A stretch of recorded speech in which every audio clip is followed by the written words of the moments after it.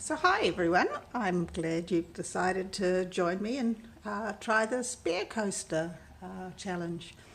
So I thought I'd just start off by showing you the bear coasters I've got.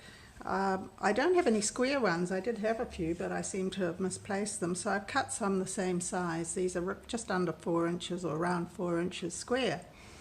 The round ones are a little bit smaller.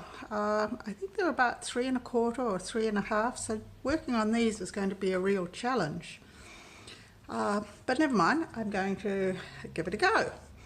And so the day 2 that we're on, as I said, I want you to collect up all sorts of things that might inspire your creativity and get your creative juices flowing. But I thought we'd just start with these first and some of the things I've collected. So I have a collection of, here's a small label that came from something, has a hole in it. But I mean, there's options. I could always use that on top of there. So I thought, oh, I'll keep that one in. I wanted to show you too that I've actually painted some of mine so that I'm not distracted as much from the garishness on them.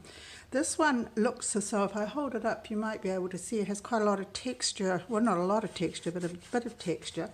And that's because it's been done with a roller, paint in a roller, so it gives a little bit of a texture.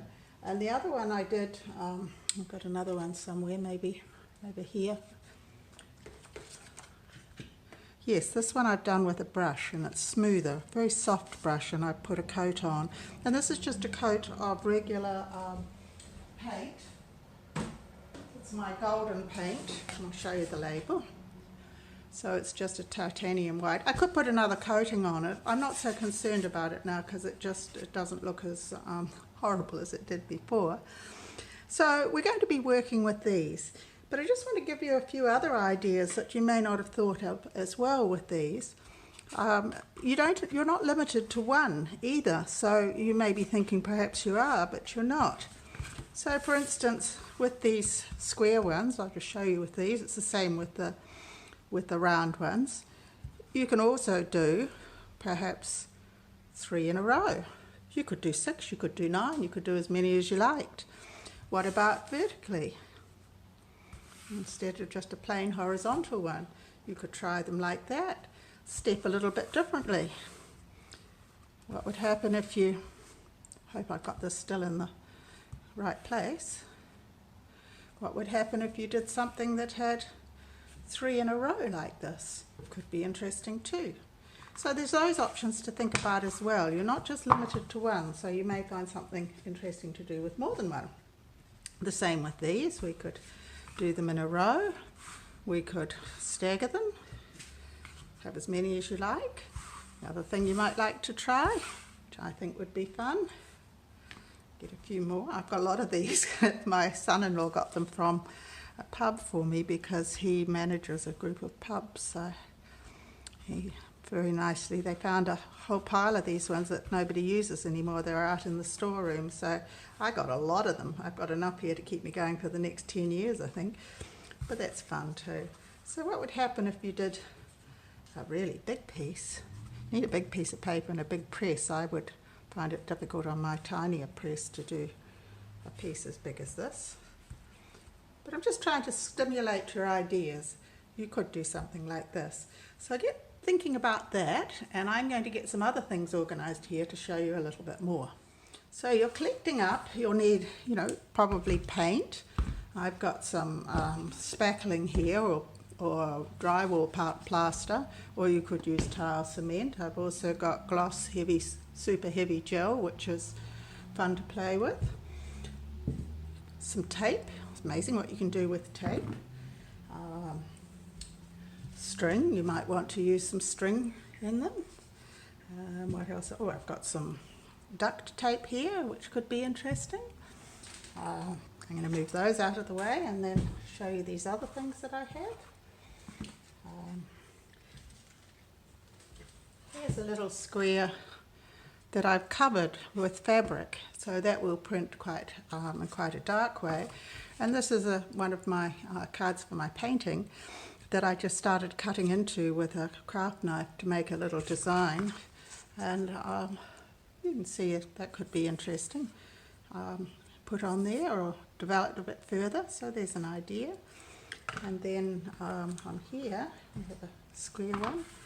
I have some pieces left over of some experiments I did. This is on overhead projection paper, and I just cut these bits out. Something like that could be interesting added on. I've got several pieces like that actually.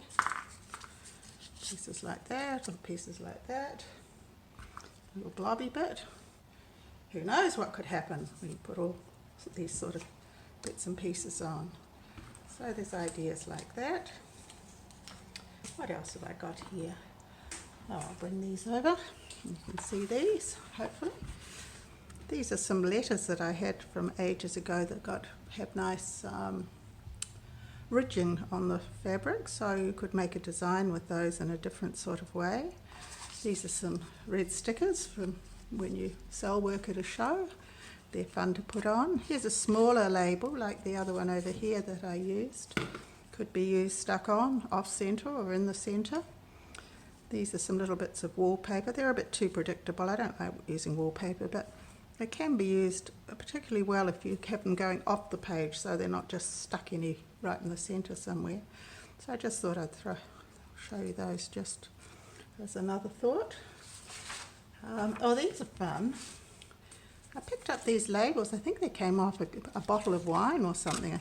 Somebody was displaying, and I thought, oh, that could be interesting. And I found that when I take this off, it's clear on the back. And that would be very exciting to glue on, because that's going to be wiped really clear like a metal plate, and this will print darker around the outside. And it's hard to cut a perfect circle yourself, so because I found these, I thought they'll be perfect because they're so perfectly shaped. And I mean, I don't know what would happen if you used something like that on it too.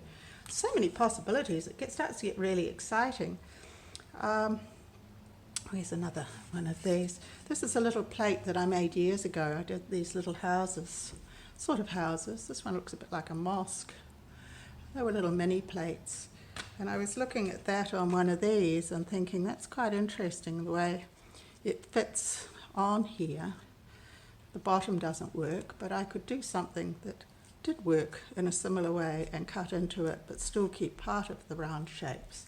So that was interesting. And then I found this online and I thought, same sort of thing. You could use something like that, a bit smaller, and make into an interesting design on one of your plates. So that's a couple of other little ideas. This little one could be mounted like that. I could do something similar to that and put them on the bare mat. I've also got some interesting pieces of paper that I could use for chine-collé. A friend from New Zealand brought me this, which is really lovely of her. It's an antique Chinese or Japanese little book, and I could photocopy some of this and add it in. It's got interesting little pieces in it. It's a lovely little book actually. I'll open a page and show you. So it has all these fold out pieces of Japanese writing. It's poetry, so that's rather lovely. And then something different, a piece of paper I picked up when I was in Sweden. I could use a little strip of that somewhere. I wouldn't want people to be able to read actually what it is. It could be advertisements for hardware, house hardware or whatever, or something worse, I'm not sure. But anyway, little bits of writing are interesting. And this here is a bit of paper that I made in a demo I was doing for one of my painting classes. But there's bits about that are really interesting too, that you can always add bits and pieces together. So there's some ideas for you to get started, and I'll have some more for you tomorrow. So happy collecting and assembling.